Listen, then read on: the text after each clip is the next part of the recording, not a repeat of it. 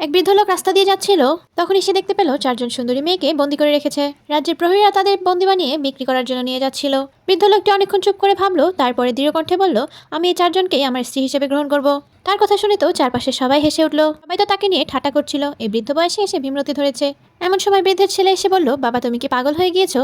এই বয়সে এসব কি করছো? এরপর প্রহরী এসে বলল, তুমি তো নিজেই খেতে পাও না, এই চারজনকে কি খাওয়াবে? কিন্তু বৃদ্ধ তো কারো কথায় কান দিল না। ঠিক তখনই মেয়েদের একজন বলে উঠল, আমরা সবাই যুবদলের বিদ্রোহ মামলায় জড়িয়ে পড়েছিলাম, আমাদের কোনো দোষ ছিল না। আপনি যদি আজ আমাদের না বাঁচাতেন তাহলে আমাদের দাসী বানিয়ে বিক্রি করে দিত। বৃদ্ধ লোকটি আর এক মুহূর্ত দেরি করলো না। কারো কথা না শুনে সে চারজনকেই সঙ্গে করে নিজের বাড়িতে ফিরে এলো। এরপর বৃদ্ধ লোকটি খাবার বানিয়ে খেতে বসলো। মেয়েগুলো তো ভয়ে দাঁড়িয়েছিল, খাওয়ার সাহস পাচ্ছিল না।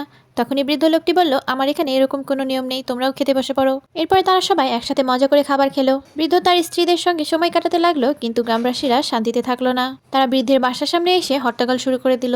বলতে লাগলো, এই বয়সে বুড়ো কি শুরু করে দিয়েছে। সবাই আস্তে আস্তে খেয়াল করলো, আশ্চর্য এক শক্তির কারণে বৃদ্ধ ধীরে ধীরে যুবক হয়ে যাচ্ছিল। ভোর হয়ে গেল আর গ্রামবাসীরা সবাই হট্টগোল শেষ করে বাড়ি ফিরে গেল। এরপরে দেখা গেল আশ্চর্যভাবে বদলে যেতে লাগলো সবকিছু। তার শরীরে ফিরে এলো শক্তি, উঠল তারুণ্য। অল্প সময়ের মধ্যেই সেই বৃদ্ধ যেন এক যুবকে পরিণত হলো। বন্ধুরা, সাবস্ক্রাইব করে দিও।